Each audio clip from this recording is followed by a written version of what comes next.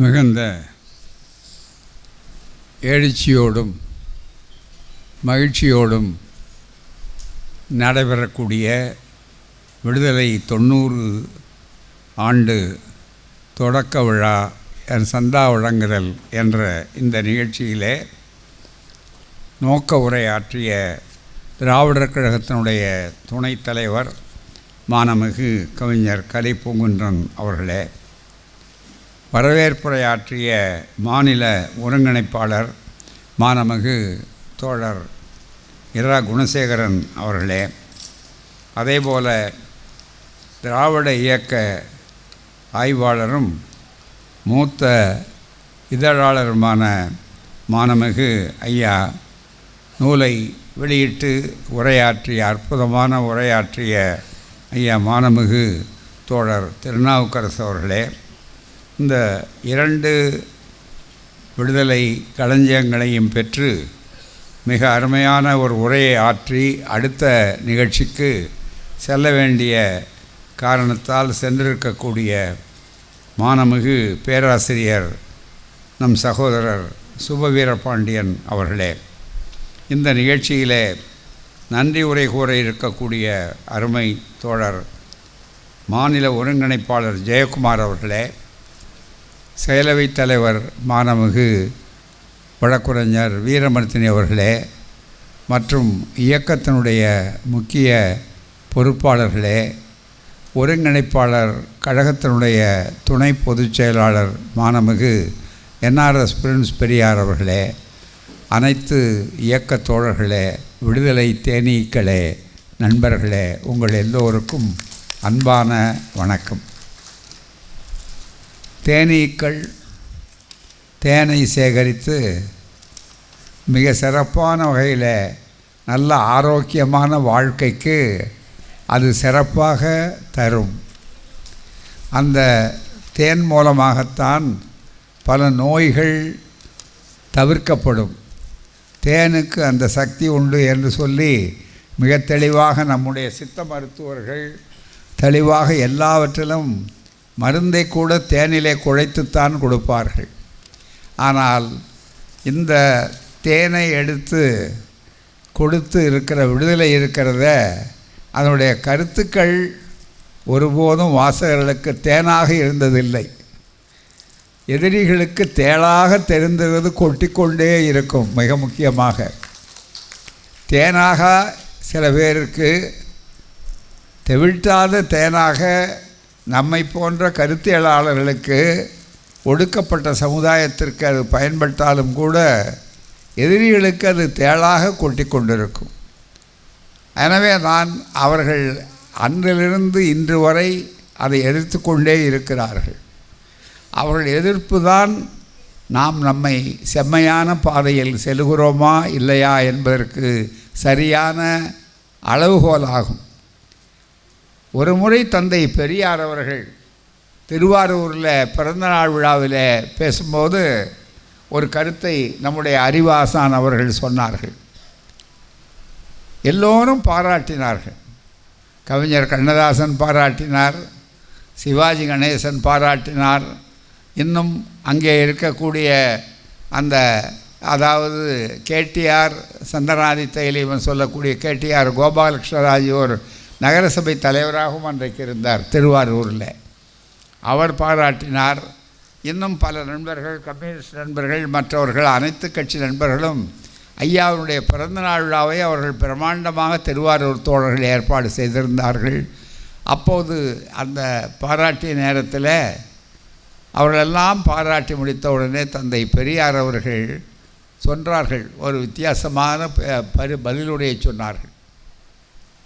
இவ்வளவு பேர் பாராட்டுகிறார்கள், பலதரப்பட்டவர்கள் பாராட்டுகிறார்கள், நம்பிக்கையாளர்களாக இருக்கிறவர்கள் பாராட்டுகிறார்கள், பக்தி நிறைந்தவர்கள் பாராட்டுகிறார்கள், என்னுடைய கருத்துக்கு மாறானவர்கள் கூட என்னை பாராட்டக்கூடிய அளவிற்கு இதுவரை எல்லோரும் வைது கொண்டிருந்தார்கள், என்னை எல்லோரும் தாக்கி கொண்டிருந்தார்கள். ஆனால் இப்போது அவர்களெல்லாம் பாராட்டக்கூடிய அளவிற்கு வந்து விட்டார்களேன்னு சொல்லும்போது எனக்கு என் மீதே ஒரு சந்தேகம் ஏற்பட்டு விட்டது. என்ன அந்த சந்தேகம் என்று சொன்னால், நாம் ஒருவேளை கொள்கையில் இருந்து வழுவி கொண்டிருக்கிறோமா, நழுவி கொண்டிருக்கிறோமா, அல்லது நாம் ஏதாவது கொஞ்சம் விட்டு கொடுத்து விட்டோமா என்று ஒரு சந்தேகம் எனக்கு வந்தது. கொஞ்சம் சுதாரித்து கொண்டேன். அப்புறம் உடனே ஐயா சொன்ன வார்த்தை சுதாரித்து கொண்டேன். உடனே அதுக்கப்புறம் பார்த்தேன், இல்லை நாம் ஒருபோதும் அப்படி ஆகிறதுக்கு வழியே வாய்ப்பே இல்லை. நாம் சமரசம் செய்து கொள்ளக்கூடிய சூழ்நிலையே கிடையாது. வாழ்நாளில் எப்போதும் சமரசம் செய்து கொண்டதில்லை. அப்படி இருக்கும்போது எப்படி இவள் பாராட்டுகிறார் என்றால், அவர்களுடைய அறிவுத்திறனும் புரிந்து கொள்ளக்கூடிய ஆற்றலும் இப்போது வளர்ந்திருக்கிறது என்பதற்கு பொருள் என்று சொன்னார். அதுக்காக நான் ரொம்ப மகிழ்ச்சி அடைகிறேன்னு சொன்னார் ஐயா அவர்கள். அது மாதிரி விடுதலை எப்போதுமே கசப்பான கருத்துக்களை சொல்லக்கூடிய ஒரு ஏடு தான். ஆனால் இங்கே நம்முடைய ஆய்வாளர் அவர்கள் அழகாக சொன்னதைப் போல, தோழர் திருநாவுக்கரசு அவர்கள் சொன்னதைப் போல, இது ஒரு செய்தி ஏடு அல்ல. அந்த காலத்து சொல்லாட்சி தந்தை பெரியார் பயன்படுத்திய விடுதலை சொல்லாட்சி சொல்லணும்னா வர்த்தமான ஏடு. இது ஒரு வர்த்தமான கமர்ஷியல் பேப்பர், ஒரு வர்த்தமான ஏடு அல்ல. ஆனால் அதே நேரத்தில் வருத்தமான ஏற்பாடும் அல்ல, ஏடும் அல்ல. யாரும் நாம் ஏன் இதை ஆரம்பிச்சிட்டோன்னு ஒரு காலத்துலேயும் அவர் வருத்தப்பட்டதில்லை. அதுதான் மிக முக்கியம். ஆனால் வரவேற்கப்பட வேண்டிய ஏடாக அன்றும் இன்றும் என்றும் விடுதலை திகழ்ந்து கொண்டிருக்கிறது. காரணம், அது வெறும் செய்தித்தாள் அல்ல, மாறாக கருத்து போர் நடக்கக்கூடிய ஒரு பேராயுதம், அறிவாயுதம் தந்தை பெரியார் அவர்களால் தலைமுறை தலைமுறையாக மாற்றி கொடுக்கப்பட்டு, அது இன்றைக்கு தொடர்ச்சியாக எப்படி ஒலிம்பிக் ஓட்டத்தில் அந்த சுடரை எடுத்துக்கொண்டு ஓடிக்கொண்டே வருவார்களோ கடைசியில் கொடுப்பதற்கு, அதுபோல் அது நடந்து கொண்டே இருக்கிறது. ஆகவே இந்த விடுதலைக்கு சந்தா என்பது இருக்கிறத, அதை மற்றவர்கள் மத்தியில் சேர்க்க வேண்டும். அண்மையிலே அப்போது பொன்னம்பலனார் அவர்கள் எழுதிய அந்த ஒரு சின்ன அறிக்கையை, பொன்னம்பலனார் ஆசிரியராகவும் நிர்வாக மேலாளராகவும் அன்றைக்கு இருந்தவர் பூவாளூர் பொன்னம்பலனார். அதை நம்முடைய துணை தலைவர் அவர்கள், இணை ஆசிரியர் அவர்கள் விடுதலைக்கு எடுத்து போட்டு சந்தா சேர்க்கிறத பற்றி எழுதினார். இப்போ அண்மை காலத்தில் சந்தாவை கேட்டு சேர்ப்பதற்காக செல்லும்போது, எங்களுக்கு தான் பிடிஎஃப்பில் நாங்கள் பார்த்துடுறோமே, நாங்கள் தான் கம்ப்யூட்டர்லேயே தினம் வந்துடுதே, நாங்கள் தான் முதல்லே வந்துடுதே, ஆகவே தனியாக சந்தா கட்டணும்னு அவசியமே இல்லையே என்று சிலர் சொல்லலாம். அந்த வாதத்தில் பொருள் இருக்குது, உண்மை இருக்குது. ஆனால் ஒன்று பிடிஎஃப்பில் எப்போ உங்களால் பார்க்க முடியும்னு சொன்னால், பத்திரிக்கை அச்சடித்து நாங்கள் கொடுத்தாதான் நீங்கள் பார்க்க முடியும். அதுதான் மிக முக்கியம். பத்திரிக்கை அச்சடிக்கிறதுக்கு என்ன வேணும்? சந்தா ஆதரவு வேணும், பணம் வேணும். இதே நேரத்தில் பத்திரிக்கைகளுக்கு பொதுவாகவே பார்த்திங்கன்னா எல்லா ஏழுகளுக்கும் ஒரு பொதுவான உண்மை என்னன்னா, பத்திரிகைகளுக்கு முதல் எதிரி யாருன்னா அந்த கருத்தியல் எதிரிகள் அல்ல, மற்ற கூட இருந்தவர்களே இருக்கக்கூடிய எதிரின்னா முதல்ல அந்த ஏஜெண்டுகள் தான் எதிரி ஒரு காலத்தில். அது அவர்களுக்கெல்லாம் நல்லா தெரியும், பத்திரிகை நடத்துகிறவங்களுக்கு தெரியும். ஏன்னா அவங்க பாக்கி வச்சுருப்பாங்க, அவர் ஆள் காணாத போயிடுவாங்க, அவளை வசூல் பண்ணுறதுக்கே ஒரு தடவை அனுப்புவாங்க. அதனால் பத்திரிக்கை தொடர்ந்து நடத்த முடியறதில்ல. அவங்கள கேட்டால் என்ன சொல்லுவாங்க, நாங்கள் காரணம் இல்லைங்க, பத்திரிக்கை வாங்குறவங்க சந்தா கொடுக்கறது இல்லைங்க, நாங்கள் எவ்வளோ நாளைக்கு தான் அந்த சந்தா இல்லாமல் போட்டுக்கிட்டே இருக்கிறது என்று சொல்லுவார்கள். இவைகளையெல்லாம் தாண்டி, இந்த மாதிரி சிரமங்கள்லாம் ரொம்ப தொல்லைகள்லாம் தாண்டி இந்த ஏழு நடந்து கொண்டிருப்பதற்கு என்ன காரணம் என்று சொன்னால், நண்பர்களே, முதல்ல தெளிவாக எங்களை சொன்னீர்கள், விடுதலை ஆசிரியரால் தான் விடுதலை வாழுது, அவருடைய உந்துதலால் என்று எனக்கு முன்னால் கூட சுபவி அவர்கள் மற்றது சொன்னார்கள். போகாமல் ஒரு உண்மை அது ஒரே ஒரு உண்மையை அவருக்கு திருத்தம் சொல்லணும். என்னென்னா, ஆசிரியரால் விடுதலை வாழலை, விடுதலையால் தான் ஆசிரியர் வாழ்ந்து கொண்டிருக்கார். அதுதான் ரொம்ப மிக முக்கியம். இன்றைக்கு விடுதலை பணி இருக்கிற காரணத்தால் தான் இந்த ஆண்டுகள் இத்தனை பணியை உற்சாகமாக செய்யக்கூடிய வேலை இருக்குது. தொடர்ந்து அந்த பணிகள் செய்கிறதுனால தான் தோழர்களை பார்க்குறோம், எதிர்ப்புகளை சந்திக்கிறது மட்டுமல்ல சிந்திக்கிறோம். மிக முக்கியமாக ஒன்றும் வேண்டாமே, இந்த ஒரு மாத காலத்தில் நடந்த தேர்தல், இன்னும் 2 நாள் கழித்து தான் 7 கட்ட தேர்தல். ஏன்னா ஏதோதோ கட்டம், ஏன்னா இந்த நாட்டில் செய்ய முடியாத சாதனை மாதிரி 7 கட்டம் எதற்காக என்று சொன்னால் அது ஒழுக்கும் தெரியும், யாருக்கு வசதிக்காக எதற்காகன்னு. ஆனால் அவ்வளவும் தாண்டி இருக்கும்போது அதில் மற்ற ஏடுகளுக்கும் விடுதலைக்கு என்ன அது வேறுபாடு என்று சொன்னால், விடுதலை மிக தெளிவாக ஒரு போர் ஆயுதமாகத்தான், கருத்தியல் போர் ஆயுதமாகத்தான் இந்த காலகட்டத்தில் கூட நடந்திருக்கிறது. ஆச்சாரியாருடைய குலக்கல்வி திட்டம் எண்ணி பாருங்கள். விடுதலை நாளேட்டினுடைய அவசியம் அது ஒரு கருத்து போர் நடக்கக்கூடிய ஒரு ஏடாக இருக்கணும். ஜனநாயகத்தை காப்பாற்ற வேண்டும் என்று சொல்லும்போது ஜனநாயகத்துக்காக நாம் போராடி கொண்டிருக்கிறோம். அதுக்கு ஆயுதங்கள் வேண்டும். ஆயுதங்கள்னால் நம்ம வன்முறை ஆயுதங்கள் அல்ல, அதே நேரத்தில் அறிவு ஆயுதங்கள். அமைதி புரட்சி, அறிவு புரட்சியை உருவாக்க வேண்டுமானால் ஜனநாயகத்திற்கு 4வது தூண் என்று ஊடகங்களை பத்திரிகைகளை சொல்லுவார்கள். 4th எஸ்டேட் என்று அதற்கு பெயர். முதல்ல எக்ஸிக்யூட்டிவ், அதற்கு அடுத்தது நிர்வாகத்துறை, ஆளுமை, லெஜிஸ்லேச்சர், சட்டமன்றம், நாடாளுமன்றம், அதற்கு அடுத்தது அதாவது ஜுடிஷியரி, நீதித்துறை. இந்த 3 துறைகளைக்கும் தாண்டி ஜனநாயகத்தை காப்பாற்றக்கூடிய, மக்கள் ஆட்சியை காப்பாற்றக்கூடிய ஒன்று இருக்கிறது என்றால் அது மிக முக்கியமானது ஊடகத்துறை. அதாவது 4வது தூண் என்று சொல்லுவார்கள். ஆனால் நம்ம நாட்டில் என்னாச்சு, அந்த தூண்களெல்லாம் மிக முக்கியமாக யாரை தாங்க வேண்டுமோ கட்டிடத்தில் அதை தாண்டாமல் வேறு வகையான அளவிற்கு அச்சுறுத்தல்களுக்கு ஒரு பக்கம் ஆளாகி, அதன் காரணமாக மற்றவர்கள் ஆளும் கட்சியில் என்ன நடந்தாலும் அதை பற்றி விமர்சனம் செய்யாத ஒரு சூழல்.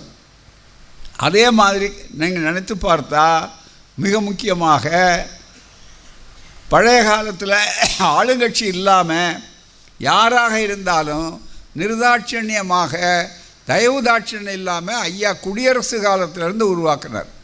அதனுடைய தனித்தன்மை இன்னார் இனியர் என்று நாங்கள் பார்ப்பதில்லை. எழுதுகிறார், அந்த ஆண்டு விழாவில் எழுதும்போது எழுதுகிறார், நான் யாரைத்தான் தாக்காமல் விட்டேன், என்னுடைய பேனாவினால் யாரைத்தான் தாக்காமல் விட்டேன் என்று எனக்கே நினைவுக்கு வரமாட்டேங்கன்னு எழுதினார். அதுதான் மிக முக்கியம். அவ்வளோ பேர் நான் தாக்கியிருக்கேன். காரணம் என்ன, சமூகத்தை சரிப்படுத்த வேண்டும், கோணலை நிமிர்த்த வேண்டும், குறைபாடுகளை நிவர்த்தி செய்ய வேண்டும், சமத்துவ சமுதாயத்தை உருவாக்க வேண்டும், சமதர்ம கொடி தலைதாழாது சமூக நீதி பறக்க வேண்டும், சமூக நீதி கொடியும் பறக்க வேண்டும், அனைவருக்கும் அனைத்தும் கிடைக்க வேண்டும். இதற்காக ஒரு ஏடு தன்னை முழுமையாக ஒப்படைத்து கொண்ட ஒரு நாளேடாக, பகுத்தறிவு நாளேடாக இருக்கிறது. லெவி ஃப்ராகல் என்ற அகில உலக பகுத்தறிவாளர் அமைப்பினுடைய தலைவர் இப்போதும் உயிர் வாழ்ந்து கொண்டிருக்கிறார், நோர்வேயில் இருக்கிறார், நார்வே நாட்டில். அவர் சிறப்பாக சொன்னார், உலக நாடுகளிலே 56 57 நாடுகள் இணைந்த ஒரு அமைப்பு அது. அந்த அமைப்பில் நம்மையும் திராவிடர் கழகத்தையும் இணைத்தார். இங்கே 2-3 நிகழ்ச்சி வந்திருக்கிறார், பாராட்டியிருக்கிறார். ஐயாவை நேரடியாக தெரிவித்தாலும் அதற்கு பிறகு இந்த இயக்கத்திற்கு தேடலுக்கு வந்திருக்கிறார். நம்முடைய பெரியார் மையம் டெல்லியிலே திறந்தபோது அங்கே கலந்து கொண்டு பேசும்போது ஒன்றை சொன்னார்கள், இதுவரை எங்களால் உலக அளவிற்கு நாங்கள் வைத்திருக்கிறோம் அமைப்புகளை, ஆனால் ஒரு வார பத்திரிகையை கூட எங்களால் நடத்த முடியவில்லை. காரணம், இந்த கொள்கையை சொல்லி நடத்துவதற்கு அவ்வளவு ஆதரவு கொடுப்பதற்கு இல்லை. இன்னும் கண்ட பெரும்பாலும் இருக்கிறாங்க மதமற்றவர்கள் என்று தங்களை பதிவு செய்து கொள்ளக்கூடிய மக்கள் லட்சக்கணக்கில் இருக்கிறார்கள். அது மட்டுமல்ல, மற்றவர்கள் எல்லாவற்றையும் பார்த்தீர்களேயானால் சுயமரியாதை கருத்து உள்ளவர்கள், அந்த கொள்கைக்கு மனித உரிமைகளுக்கு போராடக்கூடியவர்கள் இருக்கிறார்கள். அப்படி இருந்தும் ஒரு வார பத்திரிகை கூட எங்களால் நடத்த முடியவில்லை. 3 மாதங்களுக்கு ஒரு தடவை குவார்ட்டர்லி, 3 மாதங்களுக்கு 4 மாதங்களுக்கு ஒரு தடவை தான் நடத்துகிறோம். இல்லைன்னா பை மந்த்லின்னு சொல்லி 2 மாதங்களுக்கு ஒரு தடவை நாம் நடத்தக்கூடிய அளவிற்கு இருக்கிறோம். அப்படின்னு சொல்லலாம். விடுதலை ஒரு நாளேடு தான் உலகத்தில் தி ரேஷ்னலிஸ்ட் டெய்லின்னு சொல்லக்கூடிய அளவிற்கு இத்தனை ஆண்டுகளாக நடப்பது எங்களுக்கு உலக அதிசயமாக எங்களுக்கு தோன்றுகிறது. அந்த அளவிற்கு பெரியார் மக்களை தென்னாட்டில் தமிழ்நாட்டில் பக்குவப்படுத்தி இருக்கிறார் என்று சொன்னார். இது எங்களுக்கு உற்சாகத்தை தருகிறது இன்னமும். அந்த வகையில் நண்பர்களே, இந்த விடுதலையினுடைய வரலாறு என்பது அன்று தொடங்கி இன்று வரையிலே இருக்கிறது, நாளையும் தொடரும். அது மட்டுமல்ல, அது சந்தித்த வெற்றிகளை பற்றி சொன்னார்கள், விளைவுகளை பற்றி இங்கே பேசும்போது கவிஞர் அவர்களும் மற்ற தோழர்களும் சொன்னார்கள். ஆனால் அதை விட அது சந்த போராட்டங்களில் விழுப்புண்கள் ஏராளம். எத்தனை அடக்குமுறைகள், எத்தனை எதிர்ப்புகள். வேடிக்கை என்னவென்றால், ஈரோட்டில் விடுதலையை பதிவு செய்யும் போது முதல் களஞ்சியத்தை நீங்கள் வாங்கி பார்த்தால் அதில் அந்த தகவல்கள், அல்லது நண்பர் சுபவி அவர்கள் இங்கே சொன்னதைப் போல் அந்த 80 பக்கம் உள்ள அறிமுகத்திலே கூட எழுதியிருக்கிறோம். எந்த ஒரு பத்திரிகையாவது இதுவரையில் தொடங்கப்படும் போது உங்களுக்கு தெரியும், பத்திரிகை நண்பர்கள் இங்கே இருக்கிறார்கள், ஊடக நண்பர்கள் பதிவு செய்து கொண்டிருக்கிறார்கள், அவங்களுக்கு தெரியும். போனால் அந்த பத்திரிகையை பதிவு செய்வாங்க. எப்போ அதுக்கு மறுப்பு இருக்கும்னு சொன்னால், அதே பேரில் வேறு யாராவது பதிவு ஏற்கனவே வைத்திருந்தால் அந்த பேர் இல்லாமல் வேறு பேர் கொடுங்கன்னு கேட்பாங்க, அவ்வளோதான். அப்படி இருக்கும். ஆனால் பதிவு செய்கிறதுல ஒன்றும் பிரச்சனை இருக்காது. நான் பல பேர் பத்திரிக்கை நடத்தாமையே சில பதிவு வாங்கி வைத்திருப்பார்கள் பூராமே, அப்படி கூட உண்டு பூரா. ஆனால் விடுதலையில் தந்தை பெரியார் அவர்கள் துவக்க சொல்லி எல்லா ஏற்பாடுகளையும் பண்ணிவிட்டு இலங்கைக்கு போயிருக்கிறார் ஐயா அவர்கள்.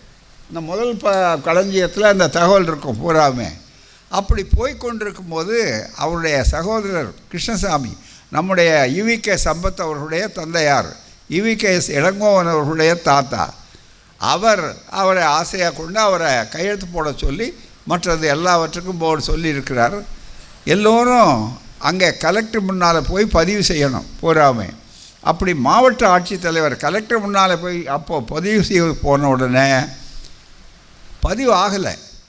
ஏன் பதிவாகலைன்னா, இதை பற்றிய பிரச்சனைகள் இருக்குது. வெள்ளைக்கார ஆட்சி இருக்கும்போது சிலர் தவறாக ஏதோ வெள்ளைக்காரனை கால் பிடித்தவர்கள், வெள்ளைக்காரனை ஆதரித்தவர்கள் என்று சொல்லுவது எவ்வளவு தவறான அனுமானம் என்பதையும் இந்த தகவல் மூலம் தெரிந்து கொள்ளலாம். அவர்கள் விடுதலையை அனுமதிக்கலை பூராமே. விடுதலையை நீங்கள் தொடக்கணும்னா முதல்ல 2000 ரூபா டெபாசிட் கட்டணும். எந்த பத்திரிகைக்கும் அப்படி கிடையாது பூராமே. அப்படி என்று அவளுக்கு ஒரு நிபந்தனை போட்டு அப்படி முதல்ல கட்டி தொடங்குறது. பத்திரிக்கை பிறக்கிறதுக்கு முன்னாலேயே தடை. எப்படி நம்முடைய பிள்ளைகள் பெண் குழந்தை பிறந்தது கருவில் இருந்தாலே பெண் குழந்தைய அழிக்கணும்னு நினைக்கிறானோ, அது மாதிரி கருவில் உருவாகும் போதே எதிர்ப்பை சந்தித்த ஏடு ஒன்று இருக்கிறது என்றால் அது இந்த விடுதலை தான் என்பது வரலாறு. அதுதான் மிக முக்கியம். இது அனுமானம் அல்ல, அழகு பேச்சு அல்ல. ஆகவே அப்படிப்பட்ட ஒரு சூழ்நிலையில் அது பிறக்கிறதுக்கு முன்னாலேயே எதிர்ப்பு. அதனால் எப்பவுமே எதிர்ப்பு எதிர்ப்பு எதிர்ப்பு என்பதை நாம் ரொம்ப லாபகமாக எடுத்துக்கொண்டிருக்கிறோம். இன்றைக்கு அதுக்கு முன்னால் எத்தனை தடவை தடைகள், நெருக்கடி காலத்தில் அது சந்தித்தது சாதாரணமாக, முரசொலி சந்தித்தது என்ன சாதாரணமான இதா, தீக்கதிரி சந்தித்தது என்ன சாதாரணமாக, எதிரெல்லாம் முற்போக்கு கருத்துள்ள ஏடுகளோ அந்த ஏடுகளெல்லாம் பட்ட பாடு இருக்க. அதுக்கு அப்புறமும் அப்போ நெருக்கடி. அதற்கடுத்து பார்த்திங்கன்னா அது அரசியல் நெருக்கடி. அப்புறம் உங்களுக்கு தெரியும், இப்போ அண்மையில் ஏற்பட்டது, நண்பர்கள் சொன்னார்கள், இணைப்பாளர் நம்முடைய பிரின்ஸ் அவர்களும் சுட்டி காட்டினார்கள். கோவிட் அந்த தொற்று இருக்கக்கூடிய அளவிற்கு அந்த தொற்று வந்த நேரத்தில் பல பத்திரிகைகளால் நடத்த முடியவில்லை, நிறுத்தி இருக்கிறார்கள். அதுக்கு பிறகு அதுக்கு மாற்று ஏற்பாடுகள் செய்தார்.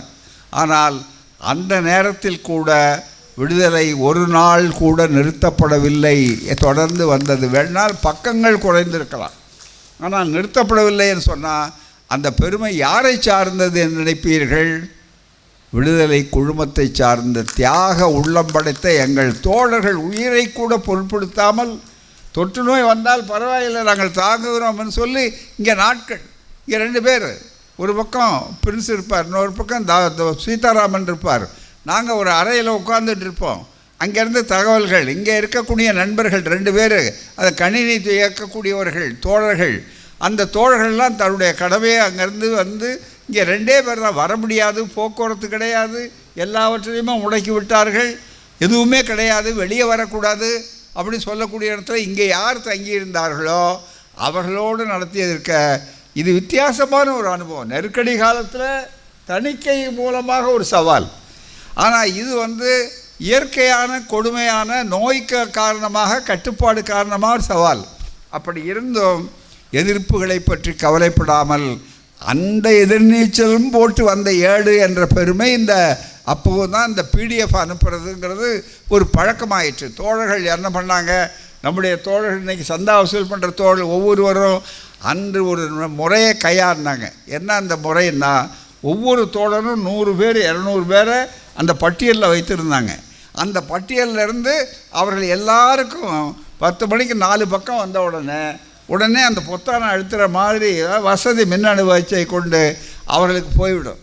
ரொம்ப மிக முக்கியமாக அது பூரா பிராட்காஸ்ட் வந்து மிக தெளிவாக உடனே விடுதலையை படிச்சிடுவாங்க. நமக்கு என்ன வேலைன்னா, என்னுடைய வீட்டை பொறுத்தவரை நான் அலுவலகத்துக்கு வர முடியாது. ஆக என்ன பண்ணோம், வீட்டினுடைய மேல் பகுதியை அலுவலகமாக மாற்றிக்கொண்டு நான் காலையில் உணவு முடித்து சிற்றுண்டியை முடித்த உடனே மேலே போய் கவிஞர் இன்னும் அவர் அந்த பக்கம் அவர் வீட்டில் இருப்பார். எல்லாம் பார்த்திங்கன்னா இப்போ வந்து அறிவியல் அதுக்கு துணையாக இருந்தது. மின்னணுவியல் ரொம்ப வசதியாக தொலைபேசியில் கூப்பிட்டு அங்கேருந்து இதை அனுப்பியிருக்கோம். அது உடனே ப்ரூஃப் பார்க்கணும், இதை தலைப்பை மாற்றணும், எல்லாம் நேரில் பேசுகிறதுக்கு பதிலாக எல்லாம் மிகப்பெரிய அளவுக்கு வந்து இவ்வளவு இங்கே இருக்கிற ஒரு ஒருங்கிணைப்பாளர்கள் இப்படியெல்லாம் செய்யக்கூடிய அளவிற்கு தாண்டி வந்திருக்கோம். இது எல்லாம் தாண்டி அரசாங்கத்தில் வழக்கமான பழைய எதிர்ப்புகள், ஜாமீன் கட்டணம் 1 முறை அல்ல 2 முறை 3 முறை தடை செய்யப்பட்டது, திடீர்னு சர்ச்சு, திடீர்னு உள்ளே வந்து விடுதலை. நான் ஆசிரியராக வந்த பிற்பாடு கூட 1965 இந்திய எதிர்ப்பு போராட்ட நேரத்தில் கூட பழைய சிந்தாதிரிப்பேட்டை அலுவலகத்தில் விடுதலை ஏடுகளை எல்லாம் கொஞ்சம் வந்து எடுத்து கொண்டு போனார்கள். திடீரென்று காவல்துறையில் இருந்து வந்து அடக்குமுறை இருந்தது. இப்படி அடக்குமுறைகள், இயற்கையான தொல்லைகள், இது அத்தனையும் தாண்டி அன்று முதல் இன்று வரை வந்திருக்கிறது. இன்றைக்கு கூட எல்லாரும் நாம் ஆவலாக எதிர்பார்த்து கொண்டிருக்கிறோம். என்ன முடிவு எப்படி வரும், தேர்தல் முடிவு எப்படி வரும். இன்னும் 400 சொன்னவங்களாம் இப்போ கொஞ்சம் சுருங்கி இருக்காங்களே, நான் 100 என்று சொல்லக்கூடிய அளவிற்கு நான் 100 முதல்ல ஆரம்பித்து நான் 100 என்று ஒரு டேஷ் போட்டு சொல்கிற அளவுக்கு வந்திருக்கிறார்களே அப்படிங்கிற கட்டமெல்லாம் இருந்தால், அதுக்கு முதல்ல எதையும் பார்த்தீங்களானா விடுதலை தான் கணிப்பு சரியாக சொல்ல மிக முக்கியமாக இந்த வாய்ப்புகளில் வந்திருக்கேன். நாளைக்கு ஒருவேளை இல்லை, இதுவரையில் இதற்கு முன்னால் பொருள்கள் திருட்டு தான் கேள்விப்பட்டிருக்கோம். ஆனால் ஜனநாயகத்தில், இந்த விசித்திர ஜனநாயகத்தில் புதுசாக வந்தவுடனே ஓட்டு திருட்டு நடந்திருக்கிறது, பதவி திருட்டு, ஓட்டு திருட்டெல்லாம் நடந்திருக்கிறது. நடக்கக்கூடிய அளவிற்கு அது நடக்குமோங்கிறதுக்காக தான். ஏன்னா எண்ணிக்கையில் மாறுபாடு வருது. முதல்ல ஒரு எண்ணிக்கை வருது, 2வது ஒரு எண்ணிக்கை வருது. அது நல்ல வாய்ப்பாக இன்றைக்கு விழிப்புணர்வு ஏற்பட்டு உச்ச நீதிமன்ற வரையில் சென்று என்னென்ன பட்டியல் கொடுத்தாகணும்னு சொல்லக்கூடிய அளவிற்கு வந்தாகிவிட்டது. அது தேர்தல் பத்திரமாக இருந்தாலும் சரி, அப்போ நம்ம சொன்னோம், ரொம்ப மிக முக்கியமாக விடுதலையில் சொன்னோம், தேர்தல் பத்திரம்னாங்க. நாம் தான் தேர்தல் பத்திரமாக நடக்கணும், அதுதான் மிக முக்கியமாக. அப்படி சொல்லக்கூடிய அளவுக்கு தேர்தல் பத்திரமாக இருக்கணும், அது யோக்கியமாக இருக்கணும், நாணயமாக இருக்கணும், முடிவாக இருக்கணும்னு சொன்னோம். என்ன விதமாக நடந்தாலும் நாங்கள் அதை பற்றி கவலைப்படாதவங்க. ஐயானா சொன்னார், தோல்விகள் வந்தாலும் அந்த தோல்வியை வெற்றியாக மாற்றிக்கொள்வது எப்படி என்று எனக்கு தெரியும், அந்த ரகசியம், அதுக்கு விடுதலை படிங்கன்னு ஒரே வார்த்தை சொன்னார். அதனால் இப்போ நம்ம தோற்று போவோங்கிறதுக்காக சொல்ல வரல. எங்களை பொறுத்தவரையில் ஒரு போர்க்களத்தில் இருக்கிற வீரன் வெற்றி தோல்வியை பற்றி அவன் கவலைப்படுவதில்லை, வெற்றியை அடைய வேண்டும் என்பதற்காக இறுதி வரை தன்னை ஒப்படைத்து கொண்டிருக்கக்கூடியவன். ஆனால் ஒன்று பெரிய லாபம் என்னன்னா, இந்த தேர்தலில் முதல் வெற்றி 2 வெற்றி. அதாவது தேர்தலில் வாக்கு வெற்றி என்பது எண்ணி பார்த்து அது பல நேரங்களில் வர்றது. ஓட்டு கணக்கு வந்து வாக்கு வெற்றி, அரசியல் வெற்றி அது. ஆனால் லட்சிய வெற்றி ஒன்றே அடைந்திருக்கிறோம் நாம். என்ன அந்த லட்சிய வெற்றி தெரியுங்களா? அதுதான் மிக முக்கியம். மோடிங்கிறவர் மிக முக்கியமாக மத வெறியை கொண்டு, ஜாதி வெறியை கொண்டு மிக முக்கியமாக தன்னை வந்து ரொம்ப உயர்த்தி கொண்ட ஒரு பிம்பத்தை தொடர்ந்து ஒரு 10 ஆண்டுகளாக உருவாக்கி கொண்டே வந்தார். முதல்ல சவுக்கிதார்னார், முதல்ல சாய்வாலான்னு ஆரம்பித்தார், சவுக்கிதார்னார். அப்புறம் கொஞ்சம் கொஞ்சமாக வந்து கடைசியில் கடவுள் அவதாரமாகவே ஆயிட்டார் மிக முக்கியமாக. அப்படி இருக்கக்கூடிய அளவிற்கு வந்தாலும் இன்றைக்கு எல்லா பக்கமும் எல்லா தலைவர்களும் ஒன்று சேர்ந்து எல்லா பொதுமக்களும் கூட கேலி செய்யக்கூடிய அளவிற்கு வந்து இன்றைக்கு யாரும் அந்த கடவுள் அப்படிங்கிறத பற்றி மேற்கு வங்காளத்தில் பேசுகிறாங்க. கடவுள் அவதாரம்னா கடவுள் அவதாரம் எடுத்தால் இப்படியெல்லாம் செய்வார்களா என்று கேட்குறாங்க. கடவுள் அவதாரம் எடுத்தால் இந்த மாதிரி வேலைகள்லாம் செய்வாங்களா? அவர் ஏன் நாளைக்கு சொல்கிறாருன்னு சொன்னால், கடவுள் அப்படி பண்ணிட்டார், நான் ஒன்றும் பண்ணலை, கடவுள் தான் உத்தரவு கொடுத்தாருன்னு சொல்லக்கூடிய அளவிற்கு வருவார் என்றெல்லாம் சொல்லக்கூடிய அளவிற்கு பதில் வந்தது. ஒரு பக்கம் ராகுல் காந்தி, இன்னொரு பக்கம் மற்றவர்கள், இன்னொரு பக்கம் அகிலேஷ் யாதவ், இன்னொரு பக்கம் மற்ற தலைவர்கள்லாம் பார்த்தா இது அரசியலாக பார்க்கல தாங்க. இதிலிருந்து என்ன தெரிஞ்சு கொள்ளுங்க, கடவுளை பற்றி பேசுகிறது திராவிட கழகத்துக்காரன் மட்டும்தான், விடுதலை மட்டும்தான், தமிழ்நாடு மட்டும்தான்னு சொல்கிறத இந்த கேள்வியை இன்றைக்கு எல்லா பகுதிகளிலும் எல்லா கட்சியிலையும் இந்தியா கூட்டணி பூரா ஆரம்பிச்சிட்டான். சனாதனங்கிறத வச்சு வீழ்த்திடலான்னு நினச்சான் முதல்ல. சனாதனம்னு பேசுனதை வச்சு கொண்டு ஆகா மிரட்டிடலாம், அதை வச்சு ஓட்டுடலாம், அது வந்துடலான்னு. இப்போ கடவுள் அவதாரம்னு சொன்ன உடனே இவர் கடவுள் அவதாரமானு கேள்வி கேட்டுருக்கு பாருங்கள்.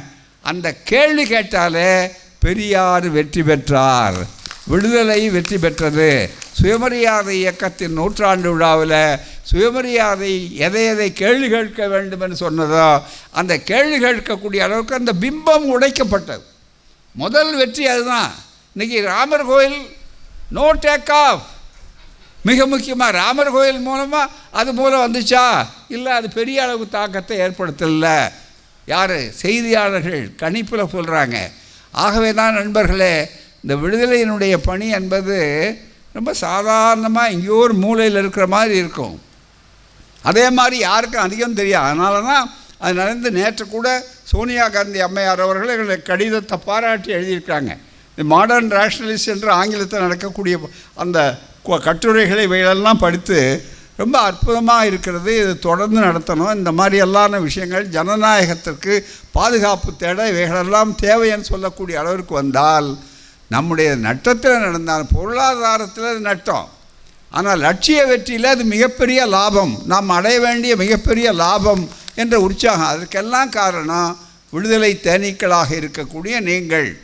விடுதலையை சந்தா சேர்த்து கொடுக்கக்கூடியவர்களே எங்களுடைய கனிந்த நன்றியை தெரிவித்துக் கொள்கிறோம். ஏன்னா பரப்பணும், அதுதான்.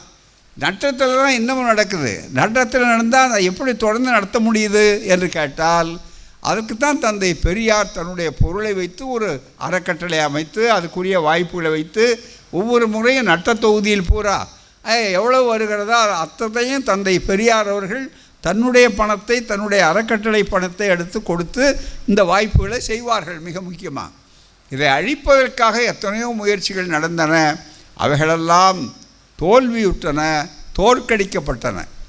ஆகவே அவைகளெல்லாம் தாண்டி இந்த கட்டத்திற்கு வந்து உங்களுடைய ஒத்துழைப்பினால் இது சிறப்பாக இருக்கிறது.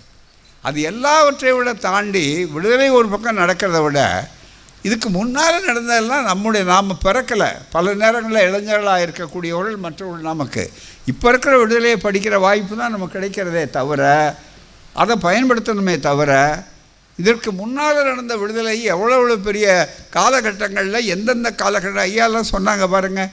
நேற்று எப்படி ஐயாவுடைய முன்னோக்கு இருக்கிறது, 2ஆம் உலகப் போருக்கு முன்னால் எப்படி இருந்திருக்கிறது, அதே மாதிரி மற்ற கருமிகள் எப்படி இருக்கிறது சொல்லி இருக்கிறார்கள்.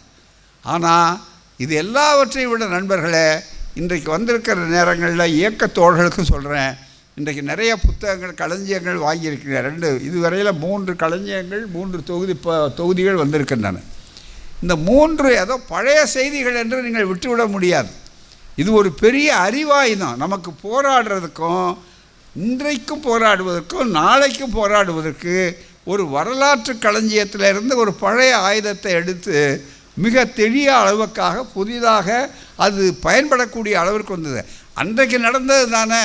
இது ஏதோ ஒரு பழைய புராணத்தை படிக்கிற மாதிரி அல்லது பழைய சம்பவத்தை படிக்கிற மாதிரி என்று தயவு செய்து நினைக்கக்கூடாது. ஒரே ஒரு சம்பவம், நேரம் அதிகமாகிவிட்டது, நான் சொல்லலை, நீங்கள் எல்லாருக்கும் உணவு தயாராக இருக்குது, சாப்பிடலாம். அந்த மாதிரி இருக்கக்கூடிய சூழ்நிலையில் ஒரே ஒரு சம்பவத்தை எடுத்து சொல்கிறேன். இந்த விடுதலை 2 களஞ்சியங்கள் இப்போ வெளியிட்டிருக்கிறாங்க. இதில் வெளியிட்டதில் இந்த 2வது களஞ்சியத்தில் ஒரு செய்தி இருக்குது. என்னன்னா,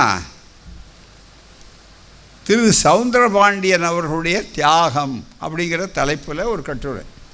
இதை எழுதியிருக்காங்க பூராமே. மிகப்பெரிய சுயமரியாதை இயக்கத்தை தந்தை பெரியார் அவர்கள் தொடங்கி 100ஆண்டு விழாவை நம்ம நடத்த போகிறோம். இப்போ அந்த சுயமரியாதை இயக்கத்தினுடைய 100ஆண்டு விழா தொடங்குறப்போ முதல் மாகாண மாநாடு செங்கற்பட்டு மாநாடு 1929. எல்லோரும் அறிவீர்கள். அதனுடைய புரட்சிகரமான தீர்மானங்கள் எல்லாம் கலைஞர் 100ஆண்டு விழாவில் நாம் கலைஞரை பாராட்டும் போது கூட பெண்களுக்கு சொத்துரிமை, ஜாதி ஒழிப்பு, சமத்துவபுரம் இவைகளெல்லாம் பற்றி பேசி கொண்டிருக்கிறோம். இந்த வாய்ப்புகளெல்லாம் அதில் வந்தது என்று எல்லோரும் சொல்லி கொண்டிருக்கிறோம்.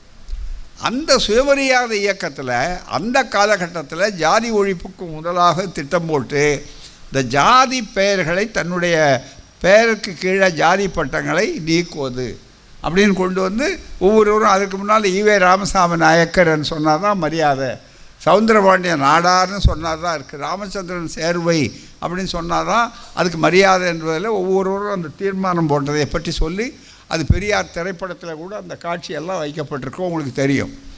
ஆனால் அதில் ரொம்ப அப்படிப்பட்ட அந்த டாக்டர் WPA சவுந்தரபாண்டியன் அவர்களை பட்டிவீரன்பட்டி திண்டுக்கல் பக்கத்தில் இருக்கக்கூடிய கொடைக்கானல் அந்த பகுதியில் இருக்கக்கூடிய மிகப்பெரிய அந்த காலத்திலேயே பெரிய அளவுக்கு ஆங்கில அறிவு மற்றெல்லாம் படித்த பெரிய வியாபாரி அவர். தந்தை பெரியார் அவர்களால் ஈர்க்கப்பட்டவர்.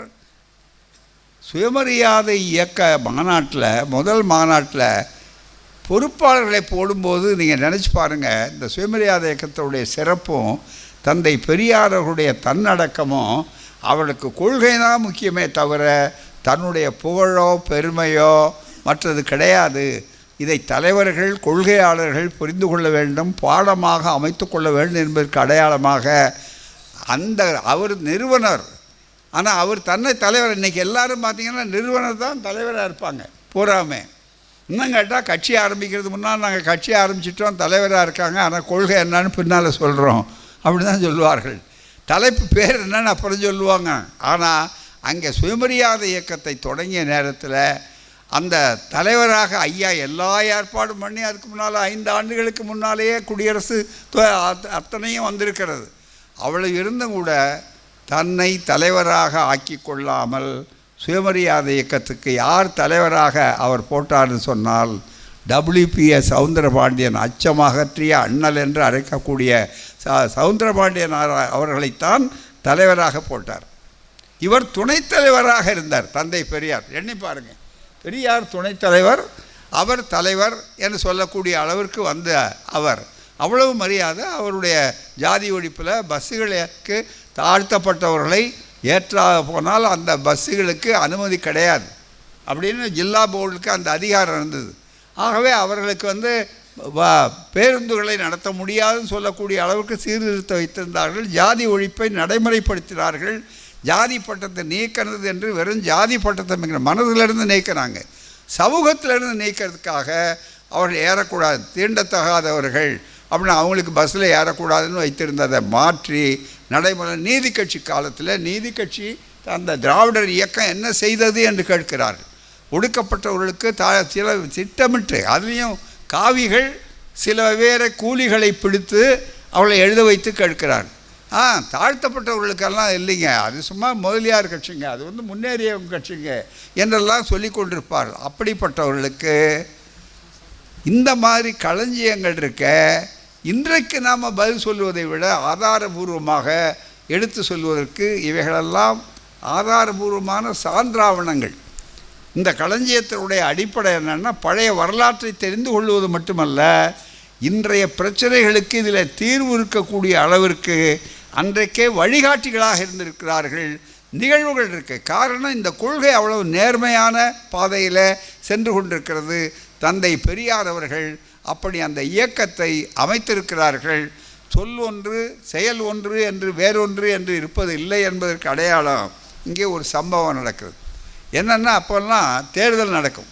தேர்தல் நடந்தால் தேர்தலை பற்றி உங்களுக்கு சொல்லியிருக்கோம், இளைஞர்களுக்கு தெரியாது. இப்போ நடக்கிற மாதிரி பொத்தான இதெல்லாம் கிடையாது. அப்போ ஓட்டு பெட்டி, அந்த ஓட்டு பெட்டியில் காங்கிரஸுக்கு மஞ்சள் பெட்டி, அதே நேரத்தில் சுயேட்சைன்னா பச்சை பெட்டி நடப்பாங்க. நீதி கட்சிக்கு சிகப்பு பெட்டி முக்கியமாக. அந்த சிகப்பு பெட்டி இன்னும் அலமேலு மங்கை தாயார் அம்மாள் அவர்கள் சொன்னார் பாருங்கள், ஐயாவை பற்றி பேசுனாங்களே, நம்முடைய திருநாவுக்கரசு ஆய்வாளர் சொன்னார், அந்த அம்மையார் நின்னா பெண்களுக்கு என்ன பண்ணாங்க, குங்கும நிற பெட்டி. அதான் வேடிக்கை, அதான் பெட்டி அப்படி நடந்திருக்கு. எல்லாமே இந்த தகவல் இதில் இருக்கும் உங்களுக்கு பூராமே, அதில் எல்லாமே. அப்படிப்பட்ட அந்த தேர்தல் வருது. அப்போ பொது தொகுதி அப்படின்னு வந்தால் அந்த தொகுதியில் எப்படி இருக்கும், 52 வரையில் இருந்தது. அது பூராமே 52 மிகப்பெரிய அளவிற்கு. ஒரு ஜென்ரல் கான்ஸ்டியூவன்சி என்று வந்தால் ரிசர்வ்டு கான்ஸ்டியூவன்சின்னு ஒரே தொகுதியில் இருக்கும். 2 பேர் நிற்கலாம். ஒருவர் பொது தொகுதி வேட்பாளர், அவர் மற்றவங்களிருந்து எடுக்கலாம். இன்னொருவர் ரிசர்வ் தொகுதி, அந்த ரிசர்வ் தொகுதியில் நிற்கிறவர் அவர் தாழ்த்தப்பட்ட சமுதாயத்தை சார்ந்தவர், தீண்டத்தகாதவருங்கிறதுனால அவருக்கு சலுகை கொடுக்கணும் அப்படிங்கிறதுனால வரக்கூடியது. அதில் தான் மிகப்பெரிய போராட்டத்தை அண்ணல் அம்பேத்கர் அவர்கள் நடத்தி, அந்த போராட்டத்தில் அதை எதிர்த்து தனித்தொகுதி முறைங்கிறது வேறு. தனித்தொகுதினா அவர்கள் மட்டுமே அவர்களுடைய பிரதிநிதிகளை தேர்ந்தெடுக்கணும். இப்போ மற்றவர்கள் தேர்ந்தெடுப்பார்கள்ங்கிற மாதிரி ஆக்கி அதை வீணாக்கினாங்க மிகப்பெரிய அளவிற்கு. அப்போ வரும்போது சுருக்கமாக அவங்களுக்கு சொல்கிற புரியும்படியாக, பழைய நிலையில் 2 வாக்கு சீட்டுகள் கொடுப்பாங்க. பொது தொகுதிக்கு போடுறதுக்கு ஒருத்தர் வேட்பாளர், 2 வேட்பாளர். அங்கே ஒவ்வொரு கட்சிக்கும் 2 வேட்பாளர் பூராமே. நம்ம காங்கிரஸுக்கு 2 வேட்பாளர், நீதி கட்சி சார்பில் எடுத்தப்பட்டவங்கள பொது தொகுதி வேட்பாளர் ஒன்று. அதே மாதிரி உதாரணமாக ஒரு தொகுதிக்கு அவங்க அந்த பகுதியில் பழனி, ஒட்டஞ்சத்திரம், திண்டுக்கல் அந்த பகுதிக்கு வரக்கூடிய ஒரு தொகுதி இருக்குது. அந்த தொகுதியில் நிற்கும்போது அப்போ நாமினேஷன் போட்டு நடத்தக்கூடியவர்களுக்கு அன்றைக்கு வயது வந்தவர்களுக்கு வாக்குரிமை கிடையாது, படிப்பு உரிமை அல்லது மற்றது இவர்களுக்கு கொடுக்கக்கூடிய வாக்குரிமை. அப்படிப்பட்ட ஒரு நீண்ட காலம் இருக்கும், பூரா நீண்ட தொகுதிகள். அப்படி நீண்ட தொகுதிகள் இருக்கிற நேரத்தில் அந்த பழனி தொகுதியின் சார்பாக வட்டப்பாறை வெங்கட்ராமையன் அவர் மேலே கொலை வழக்கெல்லாம் உண்டு. ராஜகோபாலாச்சாரியார் ஆட்சிக்கு வந்து தான் அந்த கொலை வழக்கை அவர் வாபஸ் வாங்கினார். அது மிகப்பெரிய அளவிற்கு பிரச்சனையாக எதிர்க்கட்சிக்காரர்கள் உண்டாக்கினார்கள். வட்டப்பாறை வெங்கட்ராமையர் என்பவரும் பாலகிருஷ்ணன் ஒரு நண்பரும், அவர் ஷெட்யூல் காஸ்ட்டு, அவர் ரிசர்வ் தொகுதிக்கு காங்கிரஸ் சார்பாக நடத்தப்பட்டாங்க. அதே நேரத்தில் நீதி கட்சி சார்பாக ஜஸ்டிஸ் கட்சியின் வேட்பாளராக சுயமரியாதை உணர்வு படைத்த நம்முடைய சுயமரியாதை தலைவராக இருந்த WPS சவுந்தரபாண்டியன் அந்த பகுதிக்கு பொது வேட்பாளர்.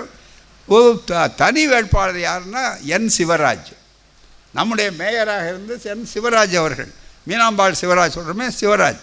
இந்த 2 பேருக்கும் அப்போ என்ன பண்ணுறாங்க, ஒரு தந்திரம் அந்த காலத்தில் என்ன பண்ணுறது, பார்ப்பனர்கள் மற்றவர்கள்லாம் இந்த 2 ஓட்டு இருக்குது பாருங்கள், 2 வாக்குச்சீட்டு, அதை பெட்டியில் போடும்போது ஒருத்தர் பெட்டியிலேயே 2ஐயும் போட்டுறது.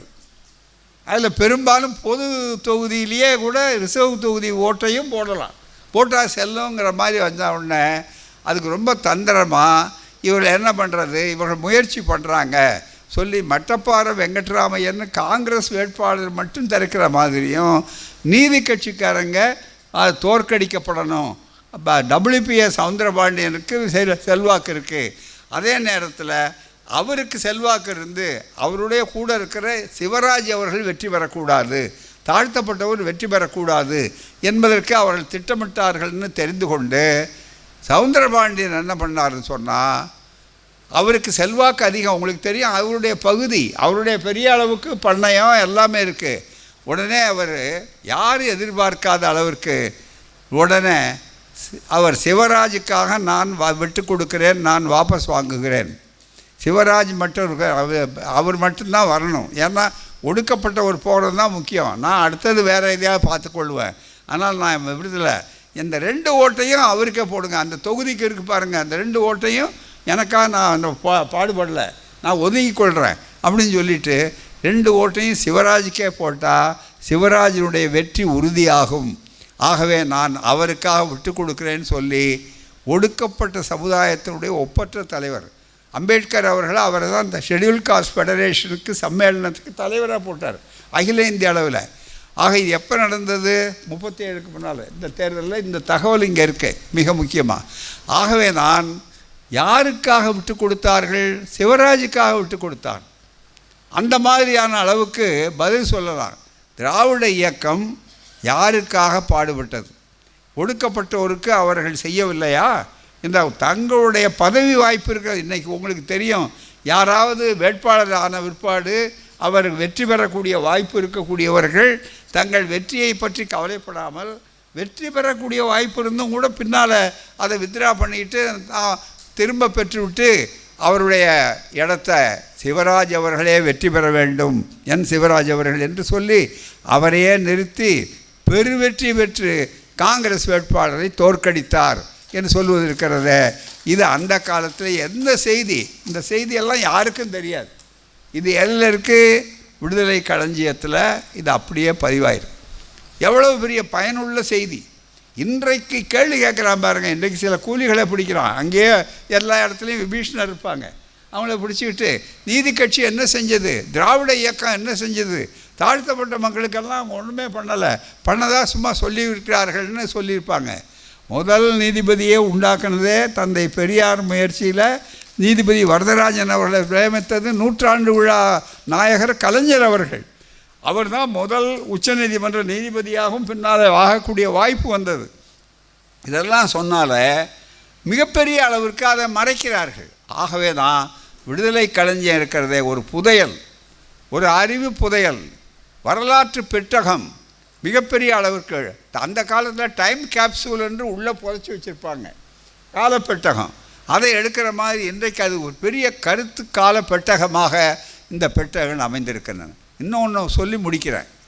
இல்லை, இன்னொரு செய்தி, திருவோத்தூர் தோழர்களுக்கு என்று சொல்லி திருவத்திபுரம் செய்யாறு நமக்கு தெரியும், பக்கத்தில் எல்லா தோழர்கள் இருப்பாங்க.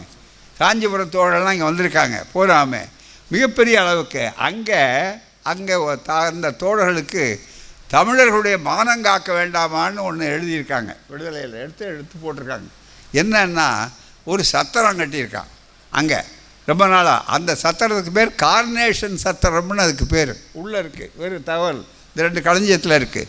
கார்னேஷன் சத்திரம் அன்னு செய்யாறில் அந்த ஓரத்தில் இருந்து அதனுடைய மேற்கு புறம் கிழக்கு புறம் 2 பக்கத்தில் பிரித்து, ஒன்று பிராமணர்களுக்கு, இன்னொன்று சூத்திரர்களுக்கு தங்கிறதுக்கு. மிகப்பெரிய அளவு சூத்திரர்களுக்குன்னே போட்டு சூத்திரால் தங்கிறதுக்கு, அது பிராமணால் தங்கிறதுக்கு அப்படின்னு போட்ட உடனே அதை விடுதலையில் எடுத்து போட்டு, தமிழ் மானம், தமிழர்களுக்கு மானம் காக்க வேண்டாமா, இதை நீங்கள் பொறுத்து கொண்டிருக்கலாமா, உடனடியாக நீங்கள் மாற்ற வேண்டாமா, அதுக்கு போராட வேண்டாமா என்று கேட்டு எழுதி அதை போராட வைத்து மாற்றிய இயக்கம் எது என்றால் அதுக்கு காரணம் விடுதலை. எப்போ செய்தார்கள்? 37. மிகப்பெரிய அளவு. அது மாதிரி பெண்கள் இன்றைக்கு கூட மிகப்பெரிய அளவிற்கு விதவைகள், மற்றது மறுமணம், சாதி மறுப்பு திருமணம், இவைகளெல்லாம் பற்றி பேசும்போது எந்த காலத்தில் எழுதியிருக்கிறார்கள், அப்போது என்னென்ன சம்பவங்கள் நடந்திருக்கின்றன என்ற செய்திகளையெல்லாம் பார்க்கும்போது நம்முடைய பேச்சாளர்கள் முதல் கொண்டு இதை பாட புத்தகமாக்குறது. என்னை பொறுத்தவரையில் விடுதலையை நான் பழைய விடுதலை ஒவ்வொரு நாளும் படிக்கணும்னு நினைக்கிறது. ஆனால் அத்தனை நாள் படிக்கிறதுக்குரிய வாய்ப்புகள் கிடைக்கிறதுக்கு இல்லை. ஆனால் இது மூலம் அது ஒரு நல்ல அளவுக்கு எனக்கு ஒரு வாய்ப்பு கிடைச்சது. எனவே இதனுடைய விடுதலையினுடைய ஆசிரியராக மட்டும் நான் இல்லை, இதை தொகுப்பதன் மூலமாக ஆசிரியருடைய மாணவராகவும் ஆசிரியர் மாறி இருக்கக்கூடிய வாய்ப்பு எனக்கும் பெரியாருடைய வாழ்நாள் மாணவன் நான். ஆனால் இந்த வாய்ப்பு இன்றைக்கு கிடைத்திருக்கிறது. எனவே யான் பெற்ற இன்பம் பெருகை வையகம் என்று சொல்லக்கூடிய அளவிற்கு விடுதலை இன்பம் இருக்கிறத, அது மிக முக்கியமானது. எனவே விடுதலையால் தாழ்ந்தவர் எவருமில்லை, விடுதலையால் வாழ்ந்தவர் உண்டு. எனவே விடுதலை வாழ்ந்தால் யாரே தாழ்வர், விடுதலை விழுந்தால் யாரே வாழ்வர். நன்றி, வணக்கம். வணக்கம், நன்றி, வணக்கம்.